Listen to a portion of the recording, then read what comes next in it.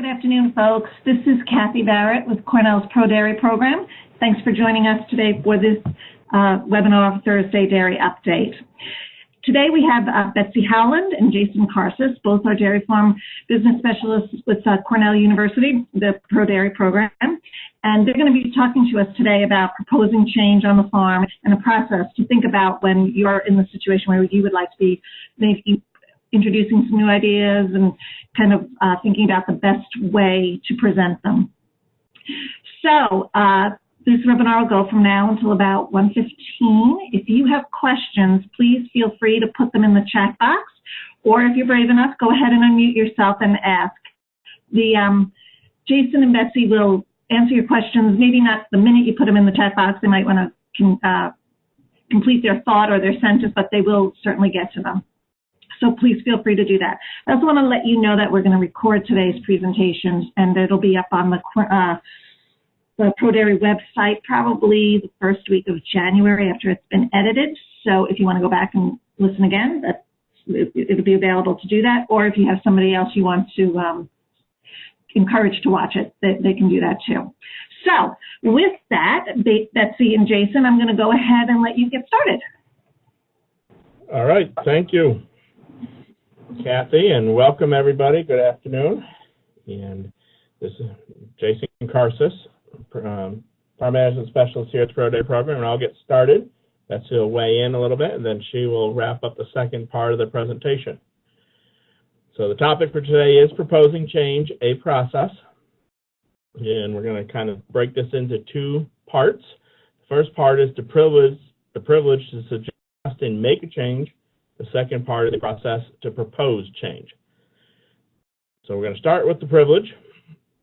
And this is really targeting at people that are moving into different management roles on the farm, taking on different responsibilities, and how do we earn the right to make changes within the business.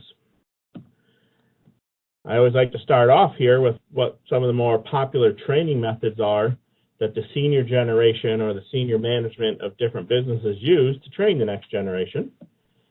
So our first one is SUAL, S-U-A-L. Take a minute to think about, well, what could that potentially stand for here? As a training method that your father might have used or your grandfather might have used with you, join the business. Shut up and listen. We don't want any input from you, just work. Second one, SAW. What would potentially that stand for? Shut up and watch.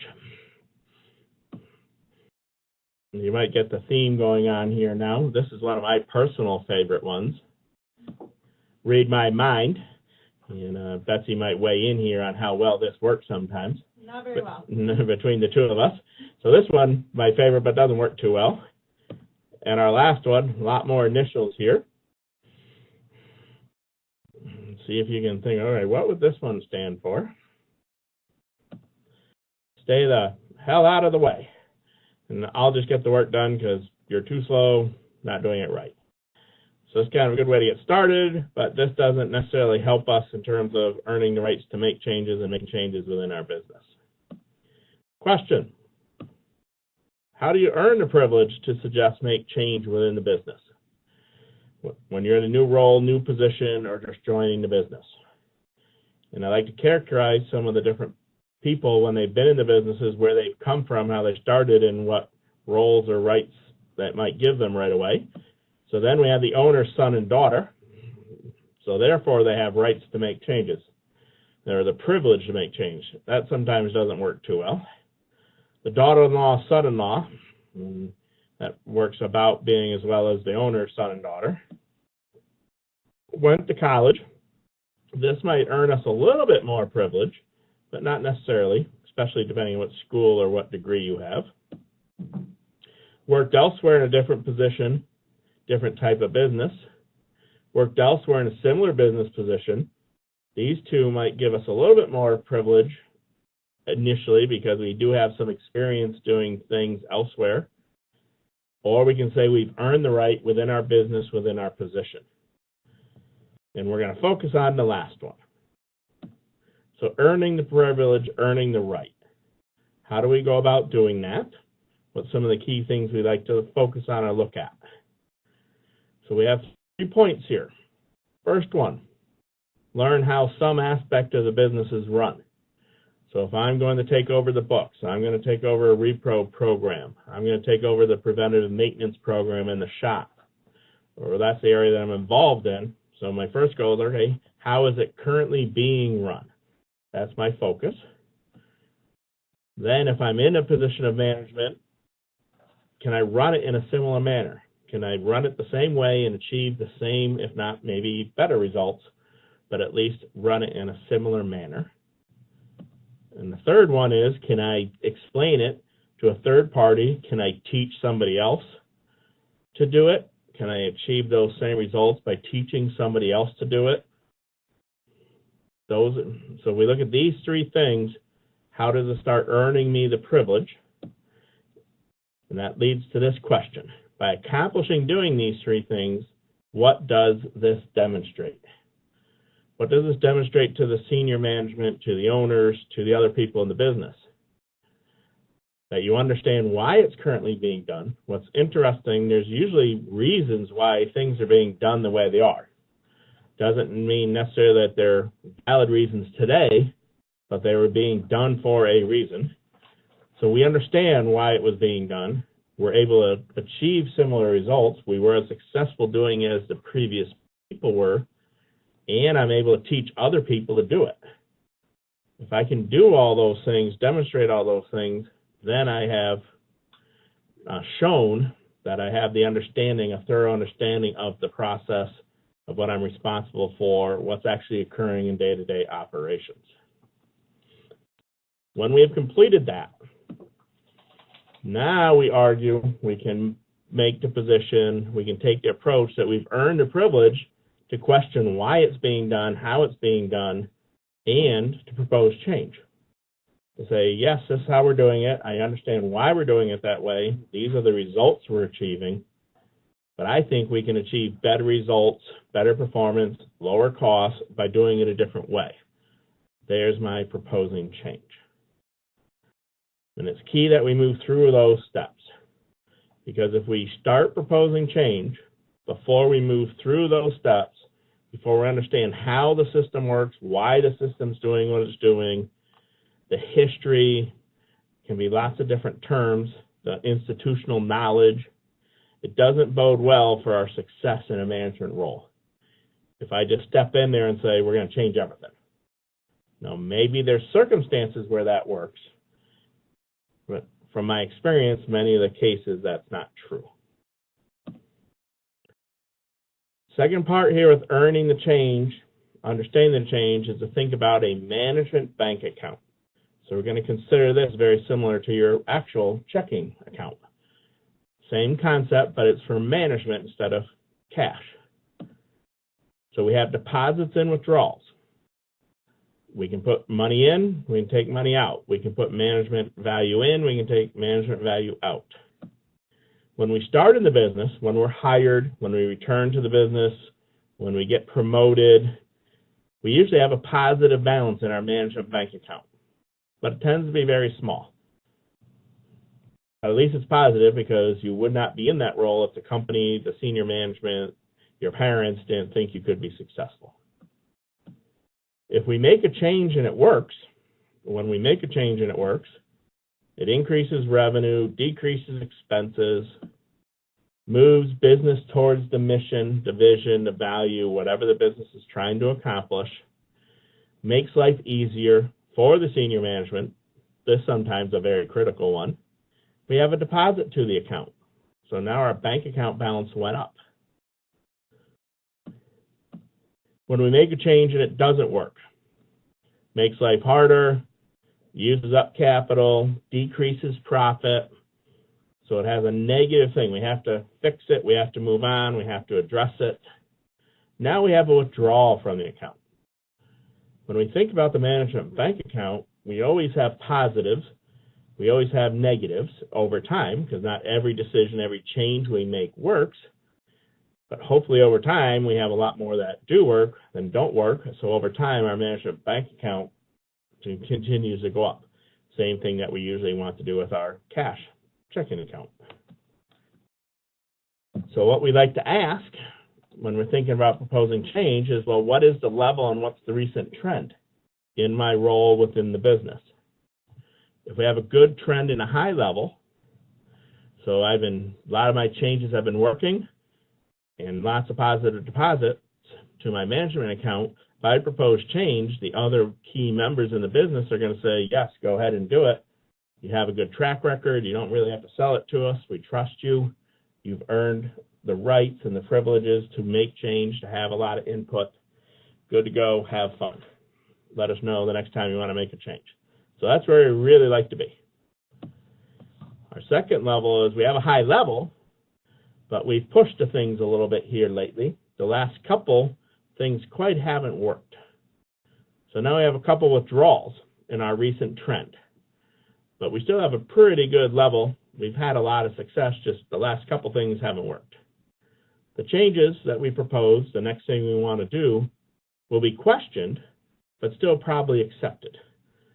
But might question a little bit more from the previous spot, just because the last few things quite haven't worked. We've had to deal with it, so the other owners, other family members, senior management may ask for a little bit more supporting documents. Low level and poor trend. So I have a little bit, don't have much balance in my bank account, my management bank account. I'm still proposing change, but now I'm going to have to sell them a lot harder. They're going to need to be sold. I'm going to have to do a lot more work. And this is an area that Betsey's going to cover more in the second part of our webinar today, is what is the additional things that we need to do, we need to cover when we actually go to propose change to help sell it. Negative level and negative trend. So now it's like we're going backwards. The changes we suggested haven't worked. They haven't really been realistic. We supported them. They didn't work out. We really can't show much things that we've done that have worked. Now we're kind of back to square one, to earning the right to make a change. Are we making progress? We understand what the current system's doing. How do we re-earn the privilege, show the due diligence and experience to start trying to make changes again? So this is where the level where we want to try to avoid, because it's very hard for the other people within the business to support what things we may want to do, because the things we've done in the past haven't worked. And if we go back to proposing change before we understand the system, tends to lead to being in this level in our management bank account. Because we didn't understand, we changed things, it didn't work, now we have to start over. Okay, hi everyone, this is Betsey Howland, Dairy Farm Business Specialist with Pro Dairy as well. And so as Jason said, kind of the second part of this proposing change is actually putting the proposal together to present for the change to be made. So first things to think about when you're talking about, do you need a proposal for this change? You want to think about how big is the change that you're proposing, and if it's small and there's an easy exit strategy, or is it something that's large and difficult to reverse after implementation? So if it's something small, you may not need a big proposal, but if it's a large change to the business and how the business operates on a daily basis, you may need some additional documentation. The thing to think about here is it's easy to say no when there's no information. You know, think about, when you were growing up and you wanted to make a change with your parents, you want to do something differently, and they just automatically said no. But if you proposed something and had some information to go along with it, there may be a different outcome. And then kind of the other part of this is I'll say the softer side of it is, how bad do you really want this change to happen? Is this something that, yeah, if it happens, it would be nice and make my life easier, or no, I think this is the future of our business and I'm truly invested in showing excitement and involved and want this change to happen. If it's, you're showing that excitement and involvement in the business, it's probably going to increase your ability to advance into management of the business if that's where you want to go in the future. So what needs to be in the proposal? So some things to consider are, who is it going to impact on the farm? What areas of the business is it going to impact? Is it something that is only going to impact, maybe the barn crew, or is it really going to impact what we're doing outside on the forage and crop side, as well as in the barn? And if you want to make sure that you involve all of the people that it's going to impact. How will the change work? What's the kind of operational plan for how things are going to go? Budgets. Do you need just a partial budget showing that it's going to change just one part of the business, or do you need to look at more of a whole farm budget that is going to impact the whole business? Timeline. When is this change going to place? What are the steps that are going to need? Is it something that's going to happen, all really quickly this winter, or is it going to be something that is going to happen over time over the next year or two? What are you going to need, and what are the controls that you're going to put in place? So who the people are impacted? The first is your area. Will it change your routine? Who else will it impact? Is it going to change? Is it going to impact anybody outside of your area? And what will they need to do differently? So, for example, if it's something with nutrition, and say the cut length of your forage is too long, well, that's gonna, and you're the herdsman, well, that impacts your area because you take care of the cows, but you're probably going to need to involve the outside crew who takes care of the equipment and can really impact the chop length for the next year. So be thinking of those things. What areas are impacted? Your own area. What's the impact on your own area and the impact on other people's area? Is it going to be a positive impact or a negative impact, or both? Are there going to be things that it's going to positively affect them, but it may create a different routine or a little bit more work, and you need to work through some of those operational things to figure out how all of that's going to happen? How will it work? What's the change going to do? Where's the research to support the claims? And here's where you can involve and look at, other farms and what they're doing. Remember that if a change works on one farm, it doesn't just necessarily mean it's going to work on your farm. But, what's the general trend in the industry? Is it working for others? And how can you bring that information back to your own farm? University resources and research. And company information or research that they're doing, whether it's for feed additives or something like that. So great place for this is Extension and ProDairy. We do kind of have access to this research and help get that out to farms. So if there's something we can be a resource for, that's a good place to source your information. But then it always has to come back to how is this going to work within your business on your farm.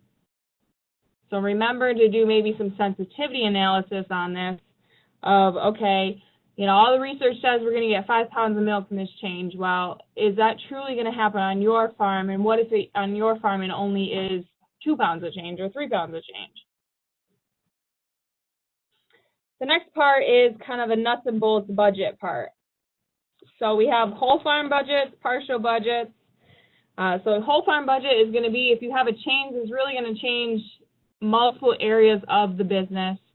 And so that's when you're going to use your whole farm budget. A partial budget is really, something that's only going to change a specific area of the business. So for an example, if you want to propose going from 2x milking to 2x and milking on the whole herd and then 4x milking on the fresh cows, well, that's going to be a change that's probably going to it's going to be a partial budget rather than a whole farm budget.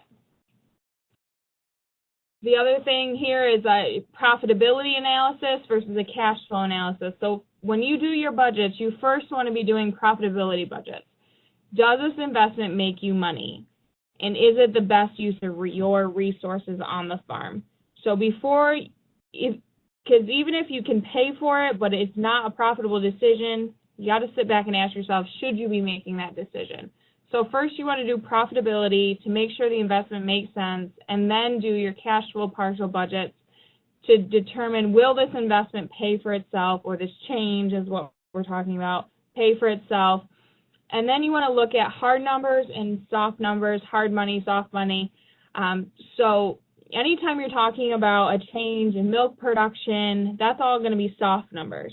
Your hard numbers are going to be those that this is the true cost of this, and we know that if we make this change, this is the exact cost of what this change is going to be. So you really want to think about hard and soft numbers. And if your budgets are based on a lot of soft numbers, it may be a little bit harder to get the change through versus if it's more concrete types of things. Question, Betsy. Yep. Custom board my heifers out or not? Partial budget or a whole farm budget? So Jason's question is if you're considering boarding all of your heifers off the farm, is that going to be a whole farm budget or a partial budget? So for that change, which we do see a lot of farms considering, is it's going to be a whole farm budget because it's really going to impact multiple areas of your farm rather than just one area. So I would use a whole farm budget for that proposal. So the next thing to consider is a timeline. How fast can the change be implemented from decision day? So say that you go into a meeting with your parents or your owners of the farm and say, I want to make this change. Well, and they say, okay, great, yep, you can do it. So how long until we can see a turnaround? So you want to think about and present what your timeline is for implementation and how long until it's fully working or implemented and what steps are necessary at what time to accomplish the change. So you really want to try to give a step-by-step timeline of how the change is going to occur. So what is needed? What is needed from yourself? What is needed from the owners? Are there other things that you're going to need? You know, if you don't have the ability to purchase certain things that you're going to need for this change, you're probably going to need to involve the owners or the bookkeeper or whoever has that authority to make those purchases. And who do you need to support the change? You know, what other employees or managers on the farm do you need to get behind you to say, hey, we're going to make this change and they're going to support you in making the change? Control. So this part is how do you track the changes that you have made? How do you know that the change you made is working? So here you want to figure out what measures need to be calculated in order to tell if the change is working or not. How often are you going to track those measures and for how long? So depending on what change it is, it may be something that you don't need to track for a super long time to see if the change is working, where there may be other things where you want to implement a more constant, consistent tracking system. So what reports will you need? Are there existing software programs or whatnot that you can use, or is it something where you need to be thinking about creating your own spreadsheets and tracking systems? And then at what point will you know if your change worked or not? Is it something where you're going to see an increase in the bulk tank in 2 weeks, or is it something where, you know, it may be over 2 to 3, 4 months or even a year to know if the changes actually worked? So you really want to think about this control piece because this is really your report card back home to say, okay, I suggested this change and now I need to know for myself and for others whether this worked or not. And the report card can kind of go into your management bank account as, yep, we made a good change, or hopefully not, but it could take away from that as well. Hey, Betsy, can I ask you a quick question along Sure. these lines? So, you know, nothing on the farm happens in isolation. So what do you think is the best approach when you're trying to isolate the impact of what your change had as opposed to something else that happened on the farm?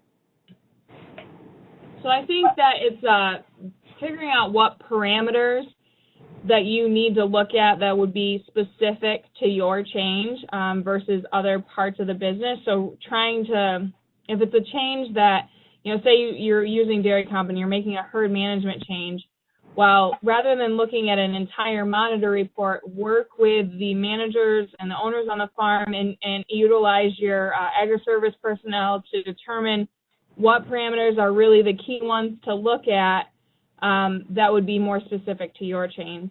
Jason, you have anything to add? Yeah, just to confirm what Betsy was talking about, that what is the specific things here? It might be a production number, an hour number, so it might not be in the financial books, it might not be on the accounting side, because that might get buried or muted by all the other things going on within the farm, versus a very targeted thing, working with the agri-service people saying, if I do this, what change should I see? And asking that type of question to come up to what do I want to measure, how do I want to evaluate whether it's working or not. Does that make sense, Kathy? Yeah, absolutely. Thanks a lot, you guys. I was just kind of thinking along the lines, a person proposes a change and the results get overshadowed or muted by something else that's going on. Mm-hmm. So if ahead of time you do the things that you guys just said, you have a better chance of being able to really feel like you know what that change actually did, what it was. So that's all I was getting at. Thanks very much, you guys. Yep. And then kind of in summary, with the process of making the changes, keep in mind that the more money that's needed or the more people that's impacted, the more homework that you're going to need to do to make this change. Especially in today's marketplace where there is definitely limited resources to make big money changes on farms, you really need to think about doing your homework and getting that proposal and plan and timeline together so that it shows that you are really truly invested in this change. Because if you're not excited about it, it's going to be harder to get others excited about it. Your involvement in the change will be key to your future in the business, and always look to make changes and get better. Getting bigger isn't always the answer. Getting better is the first thing to focus on. So with that, we'll take any questions that you might have. And you see there's our contact information if you do have any questions about, proposing changes or whatnot. Feel free to reach out to us. While we give folks a moment to put questions in the chat box, I just had a couple of things that I wanted to ask you. So this is Kathy. So first, you guys work with a lot of different farmers who are contemplating change all the time. And so I was kind of curious from your perspective, what you've seen as the most successful approach.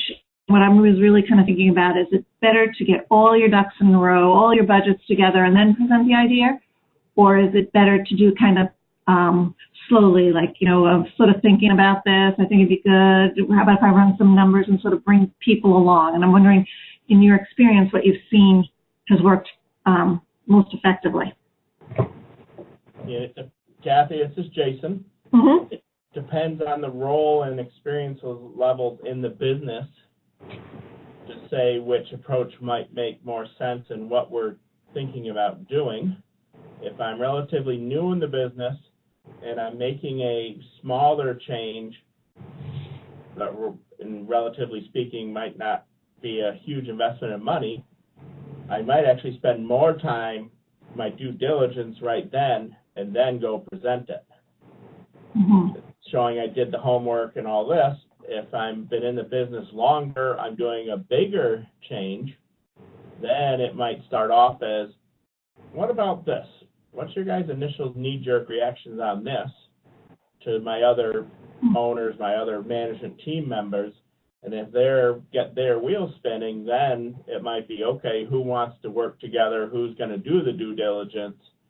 And that approach actually sometimes gets a little bit more buy-in because more people are potentially involved in the development of the proposal or the business plan, if you want to use that term.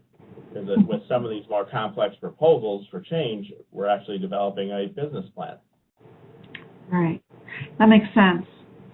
And so how about along those lines as well, when you say you're the herd manager and you want to propose something that impacts the field crop? Okay, so sand bedding, that's a classic example. All right, cow people on the whole like sand and crop people on the whole not so much. So when you're going to do something like that and it really impacts other aspects of the farm, how have you seen that approached in a way that works well? So Jason here again. In the first part is trying to put where all the benefits are. That's going to be a benefit-cost relationship. So these are all the benefits that we see from switching to sand within our herd, where the benefits would be with our system, our barns. Another key aspect of this is comparing it to some other alternative. That whenever we're thinking about change, it sometimes has a lot of value to say, I considered 3 other things. These are the other things I considered. This is what they look like.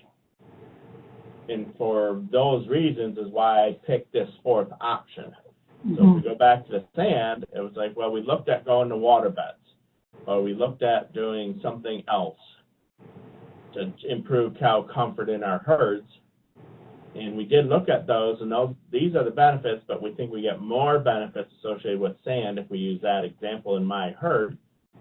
And then once we have the benefits in play, then can have more constructive conversation on what will the cost be to say, do the benefits outweigh the costs, or on the flip side, do the costs outweigh the benefits? And if I'm the herds person, I start on the benefit side. Well, you know what? I don't see any questions in the chat box, so I guess we'll finish up here. Many thanks to Jason and Betsey for an excellent presentation. Also, thanks to the folks who signed in this morning. I hope you found it useful. I'm sure you did. So we'll sign off here, and everybody should have a good day and enjoy the holidays. Thanks very much. Thanks, Kathy. Thank you.